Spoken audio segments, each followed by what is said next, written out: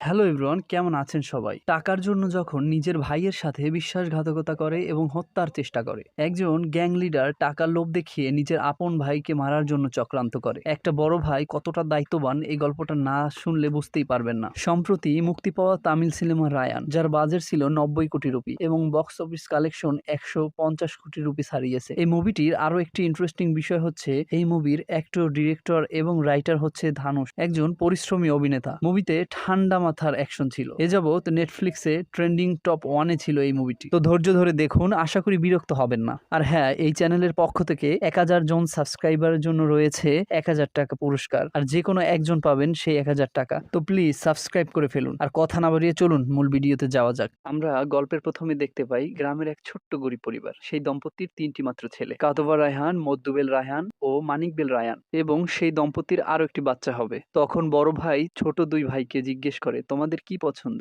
ভাই নাকি বোন? তারা বলে, আমাদের ভাই পছন্দ, কারণ 4 জন একসাথে মিলে ক্রিকেট খেলতে পারবো। বড় ভাই বলে, আমার একজন বোন চাই, কারণ আমার ছোট্ট 2 ভাই তো তোরা আসিসই। দম্পতির যখন বাচ্চা হয় তখন দেখা যায় মেয়ে বাবুই হয়। তা দেখে রায়হান খুব খুশি হয়, কারণ 3টা ভাইয়ের একটা মাত্র বোন, খুব আদরের। পরের দিন পণ্ডিত মশাই নামকরণ করতে আসলে বড় ভাই বলে, আমার বোনের নাম আমি রাখবো, আদরের বোন বলে কথা। বাবা বলে, তুই ছোট মানুষ, তুই কি বোঝো? পণ্ডিত বলে, ও খুবই বুদ্ধিমান ছেলে, ওই বরং রাখুক। গোসল শেষ না করে দৌড়ে চলে আসে তার বোনের নাম রাখতে। মা বলে, কোনো দেবীর নাম রাখবি? পণ্ডিত বলে, যে নামটা রাখতে চাও কানে কানে 3 বার বলো। রায়ান কানে কানে 3 বার বলে, দুর্গা। তখন মায়ের নামটা পছন্দ হয়। পরের দিন সবাইকে রেখে মা বাবা কাজের জন্য শহরে যায়, কারণ পেটের দায়ে কাজ তো করতেই হবে। যাই হোক, 2 দিন হয়ে যায়, কোনো খোঁজ খবর নেই। এদিকে সবাই না খাওয়া অবস্থায়। বড় ভাইয়ের মাথায় খুব চিন্তা, কেউ এখনো আসছে না, অ্যাক্সিডেন্ট করলো নাকি মারা গেল কিছুই বুঝতে পারছে না। বড় ভাই কাতবা রায়হান সবাইকে নিয়ে পণ্ডিতের বাসায় যায়, এই অবস্থার কথা জানায়। পণ্ডিত তাদেরকে থাকতে বলে এবং আশ্রয় দেয়। কয়েকদিন থাকার পর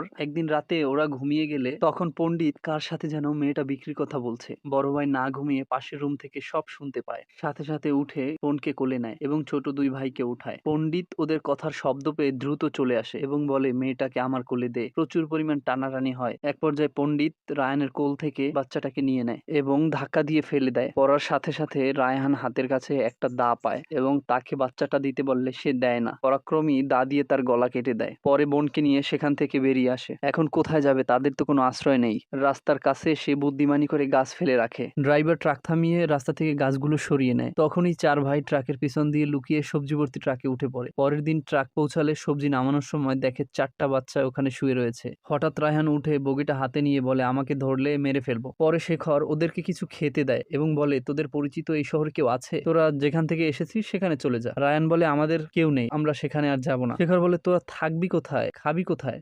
রায়ান বলে, আসার সময় একটা কুকুর দেখলাম, রাস্তায় খায় রাস্তায় ঘুমায়, আমাকে বরং একটা কাজ দিন, আমি সব ম্যানেজ করে নেব। রায়ান পরের দিন সবজি ওঠানোর লেবারের কাজ করে। কাজ শেষে শেখর টাকা দিলে সব টাকা সে নেয় না, বলে, আমার দরকার নেই, কিছু টাকা তোমার কাছে রেখে দাও, আমার জন্য বরং একটা ঘরের ব্যবস্থা করো, কারণ বোনকে নিয়ে রাস্তায় আর কতদিন। পরবর্তীতে শেখর একটা ঘরের ব্যবস্থা করে দেয়। তারপর ছোট বোনের জন্য একটা হোটেল থেকে দুধ নিয়ে আসে। তাদের জীবন ওইভাবেই অতিবাহিত হয়। পরবর্তী দৃশ্যে ওরা বড় হয়ে যায় এবং একটা বারের মধ্যে দেখানো হয় 2টা লোক শেখরের কাছে এসে ওদের একটা ফাস্টফুডের দোকান থাকে সেটা কেনার কথা বলে। শেখর বলে, ওদের 3 ভাইয়ের মধ্যে যদি কেউ জানতে পারে তোমরা ওদের দোকানটা কিনতে চাও তাহলে তোমাদের খবর আছে। তৎক্ষণাৎ মদ্দুবেল রায়ান স্টাইল মেরে চলে আসে, মানে মেজো ভাই। ওরা 2 জন মদ্দুবেলের কাছে দোকানটা কেনার কথা বলে, হুমকিও দেয়। সাথে সাথে বিয়ারের বোতল ওদের মাথায় ভাঙে। এর মধ্যেই ওকে প্রচুর ভালোবাসে মেঘনা নামক একটা মেয়ে আসে, এসে ওকে ভালোবাসার চর থাপ্পড় মারে। ওকে বলে, তুই এমন কেন করছিস, তুই শুধু শুধু লোকটাকে কেন মারলি, তুই বিক্রি করবি না? বেশ ভালো কথা, মারার কি দরকার ছিল? যদি এমন করিস তোকে পুলিশ ধরে নিয়ে যাবে। এক পর্যায়ে খুনসুটি হয়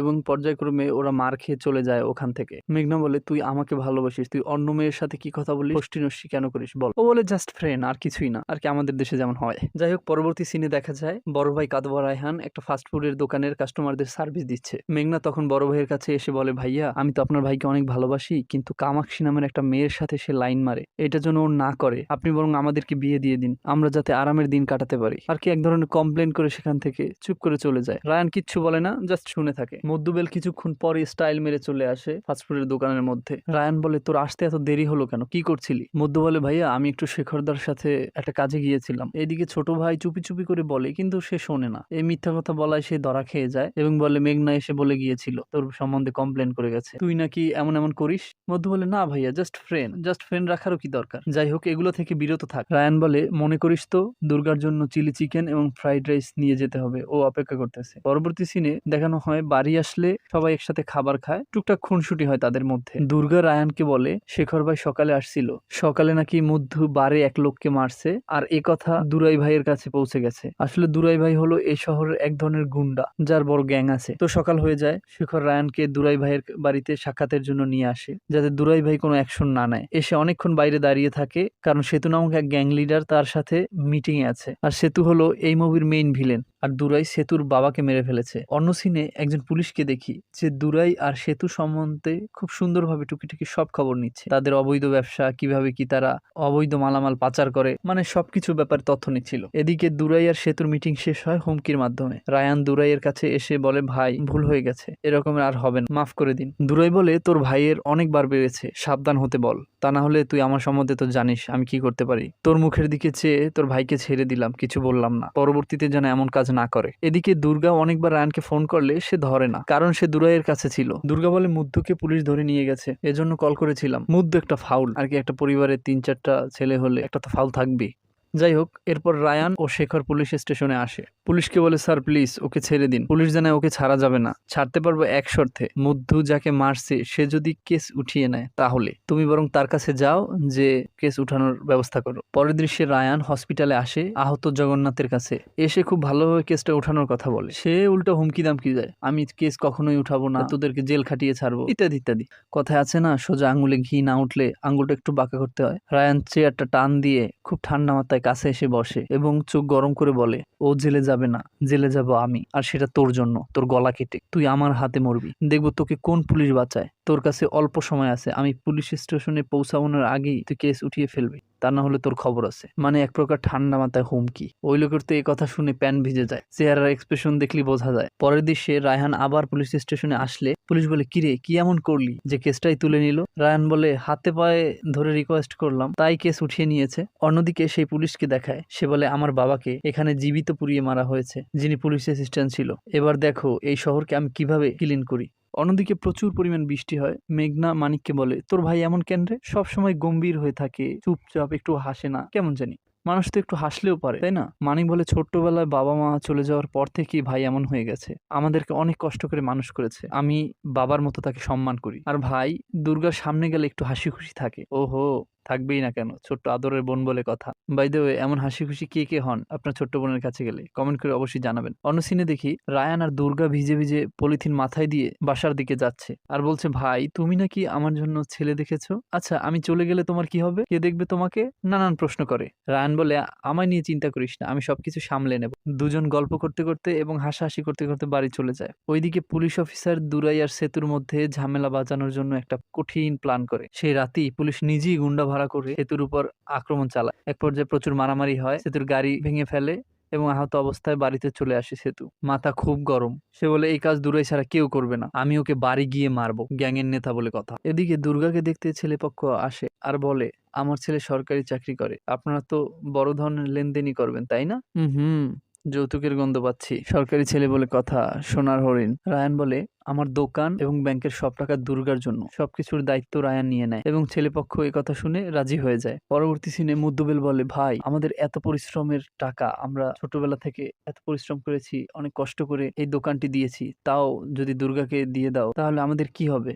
এখানে বরং আমার বিয়ে দেওয়ার দরকার নেই। রায়ান চুপ করে সব শুনে তারপর উঠে বলে, তোরা অনেক বড় হয়ে গেছিস তাই না? আমি যখন এই শহরে আসি, খাওয়া তো দূরের কথা, মাথায় কোনো ছাদও ছিল না, আমি সবকিছু সামলে নিতে পারবো। এদিকে দেখা যায় রাতের বেলা সেতু তার লোকদেরকে একটা বারে পাঠায়, যেখানে দুরাইয়ের ছেলে ড্রিঙ্ক করছিল। সেই মুহূর্তে পুলিশ অফিসারও তাদের দিকে খুব কড়াভাবে নজর রাখছিল। আর তখনই সেই বারে মদ্দুও চলে আসে ড্রিঙ্ক করার জন্য। আর একটু পরই মুদ্দুর গার্লফ্রেন্ড চলে আসে সেখানে, এসে মুদ্দুকে বিভিন্ন কথা শোনায়, কারণ সে তার বাবাকে মেরেছিল, আর গালাগাল করে উল্টাপাল্টা বলে সেখান থেকে চলে যায়। আর সেই দৃশ্য পাশে বসেই দুরাইয়ের ছেলেপান সবকিছু দেখছিল এবং মিটিমিটি হাসে, তাকে নিয়ে একটু টিটকানি করে। আর অন্য কর্নারে সেতুর ছেলেরা বসেছিল, তারাও মারার জন্য প্রস্তুত। এদিকে মুদ্দুর মাথা গরম হয়ে যায় তাদের টিটকানি দেখে, তারপর যে তাদেরকে মারধর শুরু করে। এর মধ্যেই সেতুর ছেলেরা এসে আক্রমণ করে তাদের উপরে এবং চাকু মেরে অনেককে মেরে ফেলে। কঠিন মারধর হয় সেখানে, সবাই মিলে অনেক মারামারি করে এবং সেখানে অনেকেই মরে যায়। মুদ্দু অনেককে মেরে বারের বাইরে চলে আসে, তার পেটের ভিতরে চাকু ঢুকে রয়েছে সে দেখতে পায়। তারপর আহত হয়ে সেখানে শুয়ে পড়ে। কিছুক্ষণ পর সেই পুলিশ অফিসার এসে সবকিছু পর্যবেক্ষণ করে এবং তার একটা ছবি তুলে নিয়ে যায়। এদিকে দুর্গা অনেক চিন্তা করে এবং মানিক আসলে মানিককে বলে, মুদ্দু এখন পর্যন্ত ফেরেনি, দেখতো ও কোথায় আছে, আবার কি অঘটন ঘটালো। তারপর এক পর্যায়ে মানিক তাকে খুঁজতে বেরোয়, আহত অবস্থায় বাড়ি নিয়ে আসে। কিছুক্ষণ পরেই রায়ান বাসা আসলে দেখে তার ওই অবস্থা, দেখে তার মাথা খুবই চড়া হয়ে যায়। সবসময় এই ছেলেটা কোনো না কোনো একটা অঘটন ঘটিয়েই যাচ্ছে। এর মধ্যেই শেখর ফোন দিয়ে দুর্গাকে বলে দুরাইয়ের ছেলেকে কে কারা যেন বারের ভিতরে মেরে ফেলেছে, তাকে ওই অবস্থায় মারতে যায়। ওরা দুই ভাই বোন মিলে তারপর থামায়। এ কথা শুনে সবার মাথায় আকাশ ভেঙে পড়ে, কারণ সেই বারে মুগ্ধও গিয়েছিল। দুর্গা, রায়ান, মানিক সবাই আতঙ্কিত হয়ে পড়ে, ওরা কি করবে দিশেহারা হয়ে যায়। এর মধ্যেই দুরাইয়ের ফোন চলে আসে রায়ানের কাছে। রায়ানের হাত পা কাঁপতে থাকে যে তোর ভাই আমার ছেলের এই অবস্থা করেছে, এখন থেকে মনে করবি তোর একটা ভাই নেই, তুই জলদি জলদি তোর ভাইকে আমার কাছে দিয়ে যা, তা না হলে তোর খবর আছে। দুরাইয়ের কথা শুনে রায়ান নিস্তব্ধ হয়ে গেছে, কারণ নিজের আপন ভাইকে কিভাবে অন্যের নিকট মারার জন্য তুলে দেবে। কিছুক্ষণ বাদেই মেলে আসল টুইস্ট। দুরাই তার লোকদেরকে নিয়ে বসেছিল, এর ভেতরই বাইরে কি যেন মারার শব্দ পায়, যা কি বাইরে পাঠায় সে আর ফেরত আসে না। কিছুক্ষণ বাদেই দেখতে পায় দানবের মতো করে তিন ভাই সবাইকে এক এক করে হত্যা করে ফেলছে এবং তার চোখের সামনে নির্মমভাবে প্রত্যেক লোককে মেরে ফেলেছে। সে ক্ষমা চায়, সাথে সাথে তাকেও মেরে ফেলা হয়। এদিকে সিন শিফট হলে দেখা যায় সেতু খুব চিন্তিত হয়ে পড়েছে, কারণ তার লোককেও মেরে দিয়েছে, এদিকে দুরাইয়ের বংশকে নির্বংশ করে দিয়েছে। এই লোক কারা, কোথা থেকে আসলো, নতুন গ্যাং নয় তো? সবকিছু নিয়ে খুব চিন্তিত। সে ভেবেই পাচ্ছে না কারা মারতে পারে। অলিতে গলিতে সব জায়গায় এ নিয়ে কথাবার্তা চলে। সে যেভাবেই হোক এই রহস্য বের করেই ছাড়বে। অন্যদিকে দুর্গার বিয়ের জন্য ব্যাংকের জমানো টাকা এবং গাড়ি বিক্রির পরও 5 লক্ষ টাকার কমতি থাকে। রায়ান বলে তোরা চিন্তা করিস না, আমি ম্যানেজ করে ফেলবো। মুদ্দু বলে ভাই আমরা যদি দুরাইয়ের ব্যবসাটা নিয়ে নেই তাহলে কেমন হয়? রায়ান রেগে গিয়ে ওর দিকে রিমোট ছুড়ে মারে আর বলে এতগুলো মানুষকে আমরা খুন করে ফেলেছি, পুলিশ খুঁজে বেড়াচ্ছে, আর তোর মুখ দিয়ে কিভাবে খাবার যায়, আমি তো সবসময় আতঙ্কে থাকি। একথা শুনে মুদ্দু একটু মাইন্ড করে এবং ভাতের থালা রেখে উঠে চলে যায়। পাড়া মহল্লায় দুরাইয়ের খুন নিয়ে কানাকানি চলে। এর মধ্যেই সেতু ফোন দেয় রায়ানকে, তার সাথে দেখা করতে বলে। হয়তো কোনোভাবে জানতে পেরেছে এই খুন রায়ান করেছে। প্রত্যেকটা গুন্ডার সামনে দিয়ে নির্ভয়ে তার কাছে চলে যায়। যাওয়ার পর রায়ানকে জিজ্ঞেস করে বল তোর গ্যাং কি, অথবা কে কে খুন করেছিস, সবকিছু জিজ্ঞেস করতে চাইলে রায়ান ভান ধরে যে ভাই আসলে কি সম্বন্ধে কথা বলছেন, আমি তো কিছুই বুঝতে পারছি না। সেতু বিভিন্নভাবে ফোর্স করে এবং তার গ্যাংয়ে আসতে বলে। রায়ান কোনোভাবেই তার শিকার যায় না। এক পর্যায়ে ইনডিরেক্টলি হুমকি দিয়ে সেখান থেকে বেরিয়ে আসে সবার সামনে থেকে। পুলিশ এই খুনের তদন্ত করছে। অন্যদিকে দেখা যায় রায়ান তার বোনের বিয়ের জন্য ব্যাংক থেকে 5 লাখ টাকা লোন নিয়ে রাস্তা দিয়ে হেঁটে হেঁটে আসতেছিল। পিছন দিয়ে কারা যেন তাকে ফলো করছে। সে কৌশলে সবাইকে আস্তে আস্তে শুইয়ে দেয়, সবাইকে মেরে ফেলে। পুলিশ তদন্ত চালিয়ে যাচ্ছে কিন্তু কোনোভাবেই খুঁজে পাচ্ছে না কে হতে পারে এই খুনি। তাদের প্রশ্ন থেকেই যায়। অন্যদিকে রায়ান তার বোনের জন্য বিয়ের প্রিপারেশন নিচ্ছে, বাসায় ফুল টুল লাগাচ্ছে। এর সাথে সাথে মুদ্দুর কাছে তার প্রেমিকা আসলে আমরা জানতে পারি মুদ্দু তার প্রেমিকাকে প্রেগনেন্ট করে দিয়েছে। পাশাপাশি দুর্গার বিয়ের জন্য সবকিছু কেনাকাটা চলমান। পুলিশ তিন ভাইয়ের উপর প্রখর ভাবে নজর রাখছিল, যে কোনো ভাবেই হোক দুরাইয়ের খুনিদেরকে বের করতেই হবে। আর কিছুদিন পর আদরের বোন দুর্গার বিয়ে, সবকিছু নিজের হাতেই সাজাচ্ছে। এদিকে রায়ান শেখরকে বলে ওই দিন রাতে আমার উপর আক্রমণ করে সেতুর দল, কারণ তার দলে আমি যদি জয়েন না করি তাহলে আমাকে মেরে ফেলবে। এর চেয়ে আমি বরং দুরাইয়ের মতো সেতুরও একই অবস্থা করে ফেলি। আজ রাতেই দুর্গার বিয়ের আগেই ওকে আমি মেরে ফেলি, তা না হলে সেতু আমাদেরকে মেরে ফেলবে। তখনই রায়ান সেতুকে মারার উদ্দেশ্যে বেরিয়ে পড়ে। সেতুর বাড়িতে চলে যায়, সেখানে গিয়েই দেখে আসল রহস্য।